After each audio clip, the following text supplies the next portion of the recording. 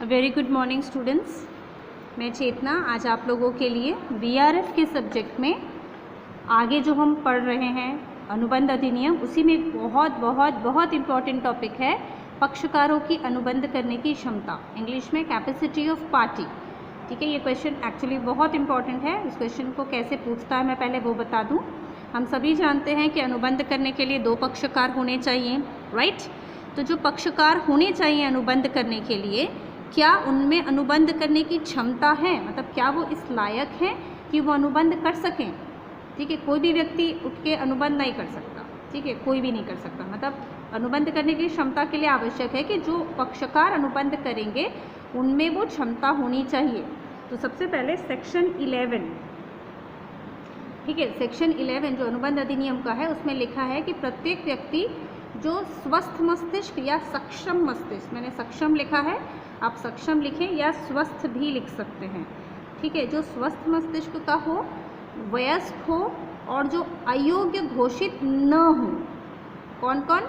The person who is sound mind, जो major हो, वयस्क हो, अवयस्क नहीं, और जो अयोग्य घोषित न हो, जिसको लॉ ने उसको डिस्क्वालीफाई नहीं किया है, वो क्या कर सकता है? अनुबंध कर सकता है। ये पॉइंट अगर क्लियर ना हो तो इधर छोटा सा चार्ट देखिए, और ये क्वेश्चन ऐसे ही आता है कि कौन कौन अनुबंध करने के लिए योग्य है करके पूछता है, या कौन कौन अनुबंध करने के लिए अयोग्य है। तो ये लॉ में जो आंसर है वो अनुबंध करने के लिए अयोग्य लिखा है, कौन योग्य है नहीं लिखा है। लॉ में लिखा हुआ है कि कौन कौन कॉन्ट्रैक्ट नहीं कर सकता। तो कौन कौन कॉन्ट्रैक्ट नहीं कर सकता, उसकी 3 कैटेगरी बनी हुई है। आई होप ये क्लियर है। हम पढ़ रहे हैं कि कौन कौन से लोग अनुबंध कर सकते हैं। तो मैंने ऊपर आपको बताया कि जो स्वस्थ मस्तिष्क का होगा, जो वयस्क होगा और जो अयोग्य नहीं हो, देखो ध्यान से लिखो, न हो, वो होगा। ठीक है, वो लोग कर पाएंगे। और कौन नहीं कर पाएंगे, तो भाई उसी का उल्टा लिख दीजिए, अवयस्क व्यक्ति नहीं कर पाएगा, अस्वस्थ मस्तिष्क वाला व्यक्ति नहीं कर पाएगा, और कानून द्वारा वर्जित व्यक्ति नहीं कर पाएगा। अनुबंध नहीं कर पाएंगे ये लोग। ठीक है, तीनों। अब हम इसको अलग अलग और पढ़ेंगे, पहले मैं इस चार्ट को समझा दूँ। अब अस्वस्थ मस्तिष्क मतलब कौन लोग आएंगे, उसमें 3 लोग फिर से शामिल हैं। एक ऐसा व्यक्ति जो मूर्ख है, जो पागल है और जो शराबी है। ठीक है, तो ये तीनों नहीं कर पाएंगे क्या? आपका अनुबंध। फिर है कानून द्वारा वर्जित व्यक्ति। कानून ने किसको वर्जित किया है? पहला है विदेशी शत्रु, विदेशी राजपूत। अच्छा, कानून द्वारा वर्जित व्यक्ति में थोड़ी कंडीशंस हैं, है ना, कंडीशन हैं। अभी मैं सिर्फ आपको ये चार्ट एक्सप्लेन कर रही हूँ, और बीआरएफ में जब भी ये क्वेश्चन आता है तो मैं स्टूडेंट्स को सजेस्ट करती हूँ कि आपको ये चार्ट बनाना है एग्ज़ाम में। ठीक है, और इसकी और अंदर हम कंडीशंस और पढ़ेंगे।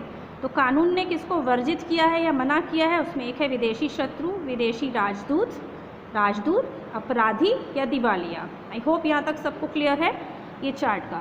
तो आपको पूरा क्वेश्चन आएगा कि अनुबंध अधिनियम के अंतर्गत कौन कौन से पक्षकार अनुबंध कर सकते हैं, या उल्टा भी पूछता है कि कौन से पक्षकार अनुबंध करने के योग्य नहीं हैं। आई एम टेलिंग, नहीं है वाला ज़्यादा पॉइंट आता है। ठीक है, तो कौन नहीं है, फिर से देखिए 3 श्रेणियों में बांटा गया है। एक अवयस्क, अभी मैं इसको अलग से डील करूँगी। अब आप यही सुनिए, अवयस्क मतलब कौन? अवयस्क मतलब एक ऐसा व्यक्ति जिसकी आयु 18 वर्ष से कम हो। ठीक है, तो वो क्या होगा? अवयस्क कहलाएगा। आप सभी लोगों में से कई लोग 18 ईयर से कम वाले होंगे, तो 18 वर्ष से कम उम्र के होंगे, तो आपके साथ कोई भी कॉन्ट्रैक्ट अभी फ़िलहाल नहीं हो सकता जब तक आप वयस्क न हो जाएं। ठीक है, अब कॉन्ट्रैक्ट नहीं हो सकता मतलब खरीदना बेचना, ये जितनी भी चीज़ें होंगी, आप अगर गाड़ी भी खरीदने जाएंगे तो आपसे आपके माता पिता के साइन लिए जाते होंगे, आपका नहीं लिया जाएगा। आप प्रॉपर्टी खरीदेंगे, शेयर्स खरीदेंगे, तो आपके पेरेंट्स का साइन लिया जाएगा, आपका नहीं। ठीक, तो ये हो गया अवयस्क। अच्छा, अवयस्क की जो परिभाषा है वो भी 2 पार्ट्स में बची हुई है। जैसे मैंने अभी बताया कि अवयस्क मतलब ऐसा व्यक्ति जिसने अपनी 18 वर्ष की आयु पूरी नहीं की हो, वह अवयस्क होगा, राइट। सेकंड, अवयस्क की एक और परिभाषा है, ऐसे व्यक्ति जिसके ऊपर संरक्षक अधिनियम, ध्यान से सुनिए ना, संरक्षक अधिनियम लागू होता है। ठीक है, उस केस में संरक्षक अधिनियम मतलब जिसके माता पिता की डेथ हो जाती है तो उनको कौन पालन पोषण करता है? संरक्षक, गार्जियन, है ना, उनके कोई गार्जियन होते हैं, तो उन बच्चों के लिए या उन बच्चे जो भी रहेंगे उनके लिए वो आयु कितनी है? 21। मतलब 21 साल होने 21 साल से नीचे यदि वो होंगे तो वो अवयस्क कहलाएंगे, उनके लिए 18 वर्ष वाला नियम नहीं है। ठीक है, तो अवयस्क की परिभाषा क्या हो गई? ऐसा व्यक्ति जिसने अपनी 18 वर्ष की आयु पूरी न की हो और जिस पर संरक्षक अधिनियम लागू है, उसके लिए वो एज कितनी है? 21, राइट। तो अवयस्क के साथ किया गया कोई भी अनुबंध, सिंपली लॉ की पहली लाइन है कि अवयस्क के साथ किया गया कोई भी अनुबंध व्यर्थ है। ठीक है, और मैंने यहाँ हेडिंग डाली है, देखिए कि अनुबंध अधिनियम में अवयस्क की स्थिति। इट्स वेरी इंपॉर्टेंट क्वेश्चन, बहुत बार आता है ये क्वेश्चन, है ना, कि अनुबंध अधिनियम में अवयस्क की क्या स्थिति है। तो सबसे पहला पॉइंट ही यही है कि अवयस्क जो है अनुबंध करने के लिए योग्य नहीं है। अवयस्क के साथ यदि कोई भी अनुबंध किया जाता है तो वो क्या होता है? व्यर्थ होता है, व्यर्थ। और व्यर्थ अनुबंध की परिभाषा, वॉइड की परिभाषा मैं आपको बता चुकी हूँ। जिसे नहीं पता वो ध्यान से सुन लीजिए। व्यर्थ अनुबंध ऐसे अनुबंध हैं जिसे कानून स्वीकार नहीं करता, जो कानून द्वारा प्रवर्तनीय नहीं है। ठीक है, और इसमें वेरी इंपॉर्टेंट, अगेन बोल रही हूँ, ये क्वेश्चन बहुत इंपॉर्टेंट है और ये पॉइंट भी बहुत इंपॉर्टेंट है। और इसमें आपको एक लीडिंग केस मिलेगा या केस लॉ मिलेगा। केस लॉ का नाम मैंने इंग्लिश में लिखा है, ध्यान से देख लीजिए, आई होप क्लियर है। मोहरी बीवी वर्सेस मतलब जानते हैं ना, दो के बीच में केस है। धर्मोदास घोष, DHARMO, धर्मोदास घोष। ठीक है, ये केस लिखना ही है आपको भाई, इसमें कोई चॉइस नहीं है। ठीक है, और ये एक जगह में और रिपीट होगा। तो मोहरी बीबी वर्सेस धर्मोदास घोष के केस में क्या हुआ था, थोड़ा उसका केस का वर्णन मैंने आपको ऑरल समझाना है, लिखा नहीं है, आप सुनते रहिए। इस केस में क्या हुआ था कि जो धर्मोदास घोष था उसने मोहरी बीबी के हस्बैंड से कुछ रुपया उधार लिया था। अब हस्बैंड की डेथ हो गई और मोहरी बीबी ने वो केस लड़ा, इसलिए वो मोहरी बीबी के नाम से जाना जाता है। ठीक है, तो धर्मोदास घोष ने मोहरी बीबी के हस्बैंड से कुछ ऋण लिया। ठीक है, जब वापस लौटाने का समय आया, मतलब जब उससे मांगा गया कि भैया अपना ऋण वापस करो, तो उसने ये बोला कि ये तो मैं तो आपको ऋण वापस करने के लिए अभी दायी नहीं हूँ। क्यों? क्योंकि जब धर्मोदास घोष ने ऋण लिया था तब वो अवयस्क था। ठीक है, अवयस्क था, और अवयस्क के साथ कोई भी जो अनुबंध होता है वो क्या है? व्यर्थ होता है।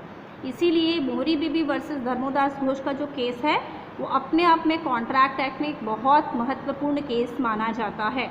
आप कभी फ्यूचर में लॉ करेंगे या वकील बनेंगे तो भी आपको ये केस बार बार मिलेगा, राइट। तो आप सोचिए कि किसने ये केस जीता होगा। धर्मोदास घोष ने केस जीत लिया था भाई।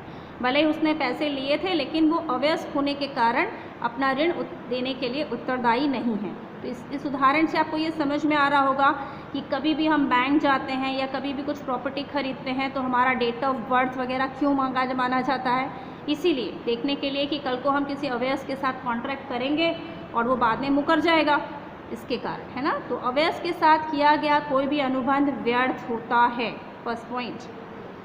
ठीक है, और मैं यही क्वेश्चन डील कर रही हूँ कि अनुबंध अधिनियम में अवयस्क की क्या स्थिति है ना। अभी तक मैंने आपको ये हेडिंग बताई थी, ज़रा पीछे पलटा दूँ कि कौन कौन अनुबंध नहीं कर सकते। तो कौन अनुबंध नहीं कर सकते? अवयस्क के ही पॉइंट को आगे कैरी कर रहे हैं हम, आपको बाकी पॉइंट्स को अभी नहीं देख रहे हैं।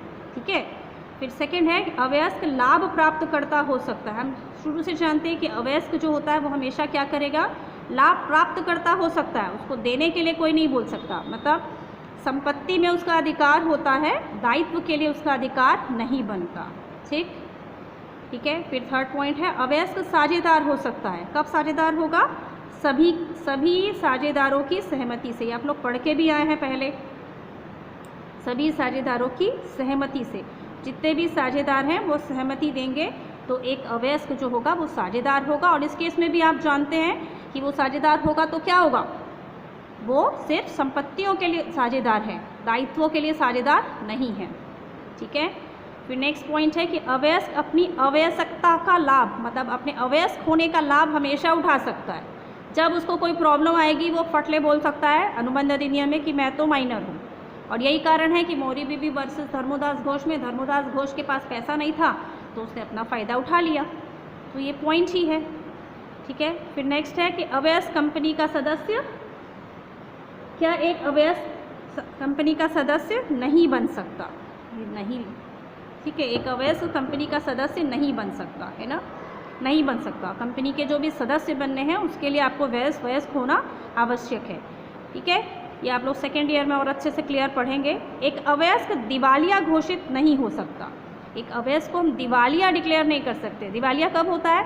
जब किसी व्यक्ति की संपत्तियाँ कम हो जाती है और दायित्व ज़्यादा हो जाते हैं। तो अगर आपके दायित्व ज़्यादा हो गए, संपत्ति कम हो गई, तो आप अवयस्क होंगे, तो आपको दिवालिया कोई डिक्लेयर नहीं करेगा। ठीक है, अवयस्क के कार्य के लिए उसके संरक्षक जिम्मेदार नहीं हैं। अभी मैंने बताया अवयस्क अगर कुछ गलत काम करेगा तो उसके संरक्षक उसके लिए जिम्मेदार नहीं हैं। लेकिन अगर वो अवयस्क जो होगा वो अपने संरक्षक या अपने गार्जियंस के एजेंट के